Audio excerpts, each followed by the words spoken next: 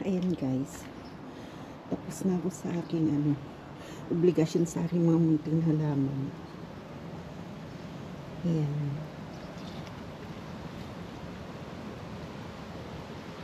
Namulaklak na siya.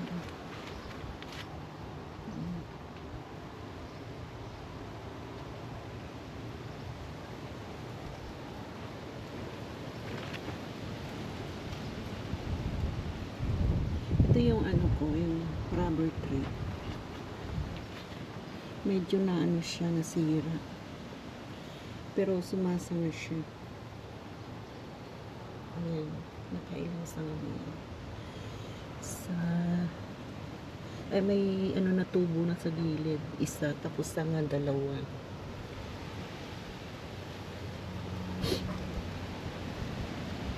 Sana lumago siya. Gumanda. Ito naman yung ano ba tawag dito? Mamumulaklak na naman siya. Ito yung malit na tinanim ko dito. May yung kulay pula na yan, bulaklak yan, tutubo. Yan. Yan guys. Tutubo. Hindi ko alam kung anong tawag dito sa to. Sa halaman na to. Narinig ko kay Christmas, ba yung flower dun sa kasama ko. Magbubulak na siya kasi spring siya namumulaklak Dito naman may mga ko dyan, may mga nilagay na mga buto. Yung kung anong mga buto na yun, kalimutan ko na. Ito siya, kailangan alagaan. Tapos masaya na ako sa ganitong halaman, kahit kaunti lang. Ito na malaklak na siya. Marami pa siyang bulaklak. Spring din siya ng malaklak at summer.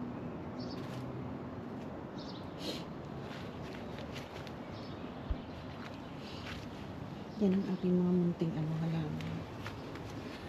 Ito naman siya, yung nilipat kong lemongrass. Ayan, nilipat ko na siya dyan. Para mag-spread ang kanyang root, ugat. Pinutulan ko ng dahon kasi medyo sira yung dulo. Pero marami na siyang tubo sa gilid. Sana lumago rin siya.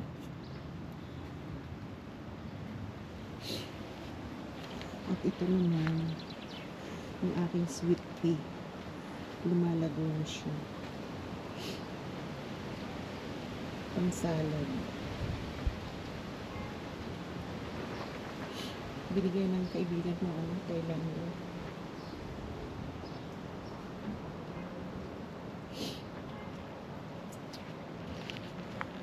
Tapos may tinanong ako dyan na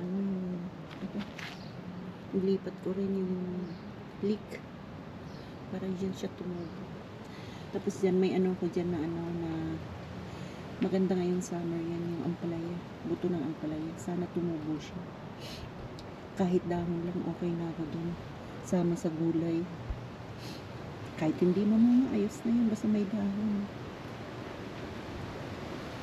Ito lang naman guys, pinagkakaabalan ko yung wala akong trabaho. Nakaka-happy na rin. Yan ang sweet tea guys.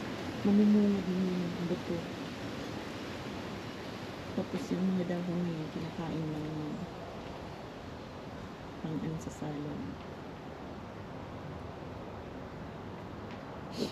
Yan lang naman guys ang ko dito. Kaunting libangan.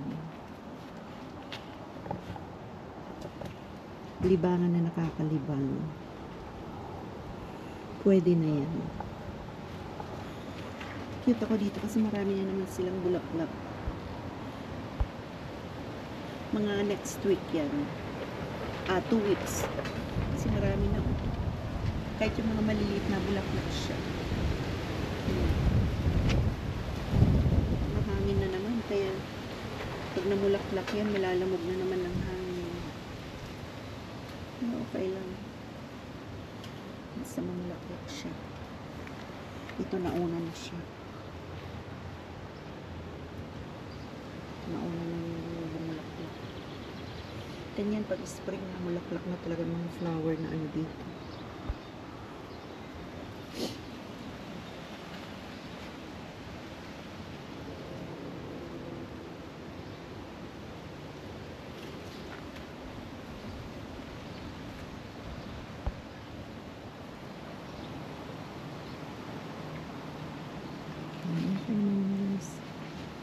Liban.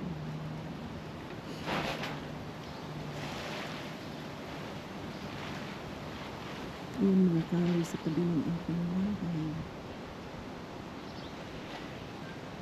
Kakahuyan talaga. Yung bahay namin guys, hindi pa ano nangyari. Tingnan nyo wala kung ano yung nakalagay. Yung sa alalog yun. Wala kang nakalagay yun.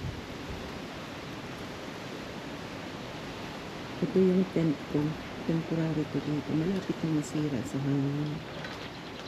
Loob ko. Yan. Sa lakas ng hangin.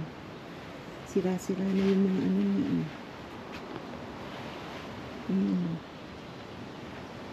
Binili ko to ng 200 plus $. Malaki kasi.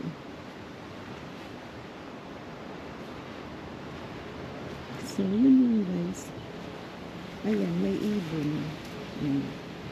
Lari siya dyan. Huwag lang niya tutukain yung mga ano ko dyan.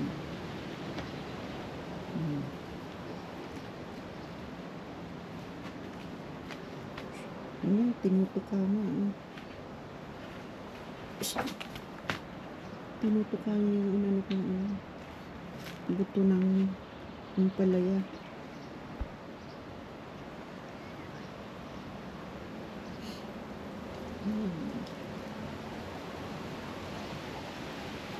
Kalaw kasi ibon.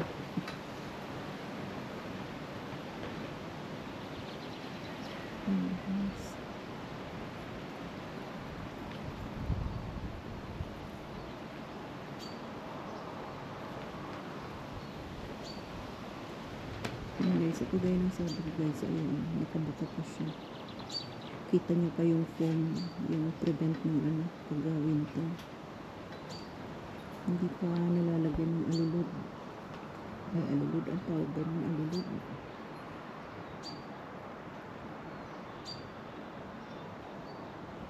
Hanggang dito na lang guys. Like and share po. Comment. And click the notification bell po para updated po kayo sa aking munting vlog. At pa-subscribe na rin po. Maraming salamat.